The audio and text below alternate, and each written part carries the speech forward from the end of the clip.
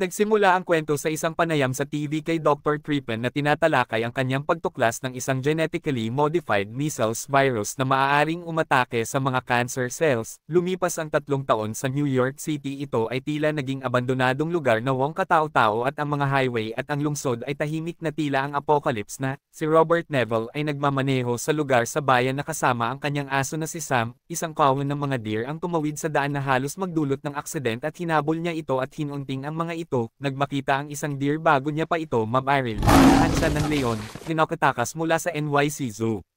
Si Robert ay nagdalawang isip barilin ang leon dahil may pamilya ito at hinayaan niya na lang ito sa kanila. Sa puntong ito ang alarma si Robert dahil nagsimulang mag-beep ang relo na nagsisibing palubog na ang araw at kailangan ng umalis. Ang bahay ni Robert ay isang tipikal na American detached house na nasa gitna ng war zone. Sinasabuyan niya ng kimikal ang dinadaan para hindi maamoy. Si Robert at Sam ay namumuhay ng normal, kumakain ng processed food at nanonood ng mga recorded na programa sa TV. Pagkatapos maligo, si Robert ay nagsara at kandado ng bawat pinto at bintana gamit ang malalaking bakal na shutter, at natulog kasama si Sam sa isang bathtub. Sa gabi na may mga hiyawan na nakapalibot sa bahay, napanaginipan niya kung paano nila sinubukan ng kanyang asawang si Zoe at anak nilang si Marley at Sam na tuta na umalis sa New York.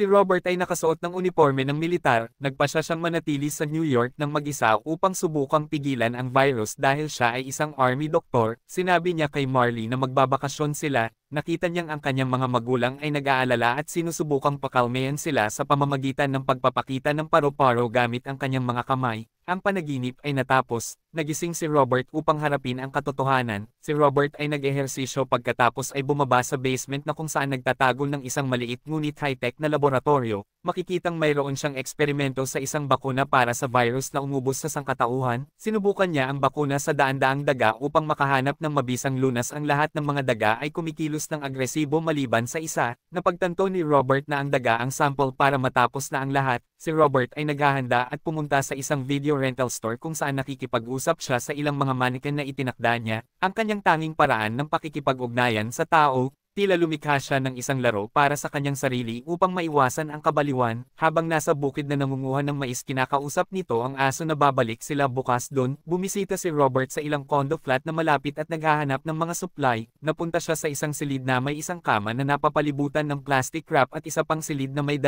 crib. Makikita sa kanyang mga mata na nalulungkot sa pagkawala ng mga mahal niya sa buhay. Gumawa si Robert ng isang mensahe sa radyo at pinapatugtog ito sa lahat ng M-radio frequency na sinasabi nito na siya ay buhay at naghihintay ng sinumang nakaligtas sa docks ng base sa tanghali araw-araw, habang naglalaro ng golf sa isang eroplano ng militar.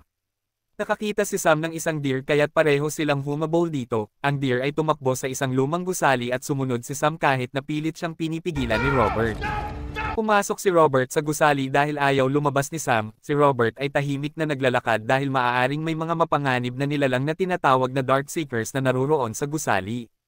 Ang mga Darkseekers ay sensitibo sa liwanag at ingay kaya si Robert ay nag-iingat na takpan ang kanyang flashlight upang maiwasang magising sila. Si Robert ay sabik na umalis ng gusali ngunit nahihirapang gawin ito nang wala ang kanyang mahal na aso na si Sam. Nakita niya ang katawan ng deer at nakahinga siya ng maluwag nang makitang hindi ito si Sam. Nagpatuloy sa kanyang paghahanap, hindi niya sinasadyang pumasok sa isang silid na puno ng natutulog na Darkseekers at sinubukang umalis nang hindi sila ginigising. Nakita ni Robert si Sam na nagtatago sa ilalim ng mesa. Sininyasan ni Sam si Robert na parang nagpapahiwatig na may tao o kung ano ang naruroon. Ang tawang lalaki ay tumalon mula sa dilim upang salakayin si Robert ngunit sa kanya ito si Robert at Sam nagsimulang tumakbo palabas ng gusali. Ang ilan sa kanila ay naabutan si Robert at tumalon sa isang bintana ngunit sila ay namatay sa sandaling nasikat ng araw. Pagkatapos si Robert ay nagtakda ng isang bitag sa pamamagitan ng pagbasag ng isang maliit na bote ng dugo upang mahuli ang isa sa mga nahawaan. Nagtagumpay ang plano na trap. Ang leader ng Darkseekers ay tumatakbo palabas ng gusali ngunit nasusunog siya sa araw kaya ito ay bumalik sa loob. Dinala ni Robert ang nahuling babaeng Darkseeker pabalik sa kanyang lab para sa eksperimento. Gumamit siya ng isang serum na naging matagumpay sa mga daga na hindi gaanong agresibo. Sa simula ang babae ay nagpapakita ng mga positibong resulta ngunit sa lalong madaling panahon pagkatapos niyang mag-flatline ay binuhay siya ni Robert gamit ang isang adrenaline shot at patuloy na paghanap ng serum sa pag-asang makahanap ng lunas.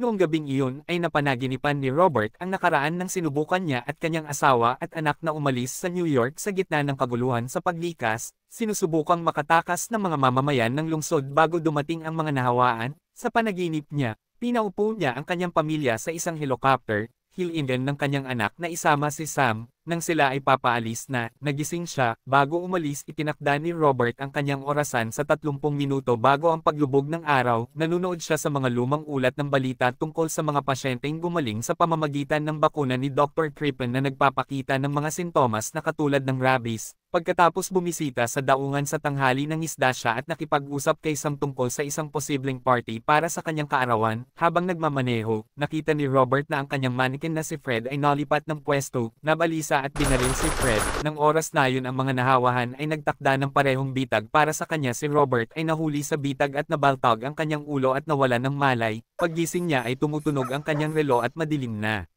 Si Sam ay matapat na naghihintay sa kanya, pinutol niya naglubad at hindi inaasahan paghulog niya matatamaan nito ang kanyang binti gamit ang kutsilyo. Ang nahawa ang pinuno ay lumitaw kasama ang mga nahawa ang aso, at sinalakay siya ng mga ito paglubog ng araw. Ipinagtanggol siya ni Sam sa pakikipaglaban sa isa sa mga aso, binaril niya ang isang aso at napatay ito. Tumingin siya kay Sam at nakitang natamba ito mula sa isang sugat na nakagat at binuhat siya at inihiga sa kotse. Pagdating niya sa bahay inihiga niya si Sam sa isang mesa at tinurok siya ng eksperimental na bakuna. Hindi gumana ang bakuna kay Sam nang napagtanto ni Robert na nagsisimula ng malagas ang buhok nito at tinangkang si Robert kaya napilitan siyang patayin ito sa pamamagitan ng pagsakal habang nagpupumiglas ito. Tumulo ang luha habang nagpaalam siya sa kanyang nag-iisang kaibigan. Pagkatapos ay inilibing niya ito sa tabi ng lansangan. Ipinangako niya kay Sam na bibinisita niya ang babaeng mannequin sa tindahan ng video rental at sinabihan siya ng hello nakiusap siya sa mannequin na sagutin siya. Ang kadiliman ay sumasaklaw kay Robert sa kalungkutan. Galit na galit siya at nagpa siya na labanan ang lahat ng mga nahawaan. Upang harapin siya, nag-set up siya ng isang dummy sa pier at ang mga nahawaan ay tumakbo sa kanya palapit, at siya ay nagmamaneho ng kanyang SUV ng mabilis at sinagasaan ang mga ito hanggang nasira ang sasakyan at tinamba ng infected ang kanyang SUV. Nang malapit na siyang patayin ng pinuno ng Darkseekers, isang maliwanag na ilaw ang sumilaw sa kanya at natakot ito. Tinatanong ng babae kung saan ang bahay ni Robert, kung saan sinabi nito sa kanya ang address at pumunta lamang doon pag sumikat na ang araw upang hindi sila masundan kung saan siya nakatira. Si Robert ay nakatulog at may mga panaginip tungkol sa nakaraan. Muli sa pagkakataong ito ay napanaginipan niya ang helicopter na sinakyan ng kanyang asawa at anak upang makatakas sa New York, habang ito ay palipad na isang helicopter na inatake ng isang infected at sumalpok sa helicopter na sinakyan ng kanyang pamilya. Nagising siya sa kanyang bahay at nakasind ang TV at nakitang may tahi ang sugat niya. Kumuha siya ng baril at pumunta sa kusina na naghahalusinate. Saglit na pamilya niya iyon. Matagal na siyang hindi nakakakita ng tao kaya napaisip siya. Ang mga taong nagligtas sa kanya ay sina Anna at ang kanyang anak na si Ethan na nakarinig ng mensahe sa radyo ni Robert at hinanap siya noong nakaraang araw. Ginawa sila ni Anna ng almusal na itlog at bacon. Ipinaliwanag ni Anna ang isang planong umalis sa New York at pumunta sa isang kolonya ng mga immune survivor sa Vermont. Si Robert gayunpaman ay iginiit na lahat ay patay na at hindi naniniwala na may ganoong lugar na nagpatakot kay Anna at Ethan. Sinabi Robert na tinagaw niya ang bacon na iyon, kaya't ganun ang naging reaksyon niya. Pagkatapos huminahon, humingi siya ng tawad kay Anna ngunit tumanggi pa rin siyang umalis. Pagkatapos ay ipinakita niya kay Anna ang kanyang laboratorio at nag-inject ng isa pang serum sa nahawa ang babae, habang isinasara ang bahay. Muling nakiusap si Anna kay Robert na sumama sa kanya. Tinanong niya ito kung paano niya nalaman na may ligtas na lugar sa Vermont. Sumagot siya ng may pananalig. Nairita si Robert. Sinabi niya na ang mga katotohanan tungkol sa impeksyon tulad ng 70% sa mga tao ang namatay mula sa KV virus. Wala pang 1% ang immune at ang iba pang 588 milyong tao ay naging Darkseekers. Napagtanto ni Robert na ang mga nahawahan ay umaatake sa kanyang bahay. Noong nakaraang gabi ay sinundan nila si Anna pabalik nang iligtas si Robert. Mabilis niyang sinindi ang kanyang mga depensa na ilaw at sumasabog na mga sasakyan upang panatilihin ang mga ito sa labas. Sa kabila ng kanyang pagsisikap nagawa pa ding sirain ang kanyang mga shutter at pumasok sa bahay ang isa sa mga nahawahan at nagsimulang sirain ang bubong upang makapasok pa ang iba at binaril sila ni Robert at pumunta sa basement lab kasama sina Anna at Ethan. Natuklasan nila na gumana ang vaccine sa infected na babae at bumalik sa kanyang sarili bilang tao.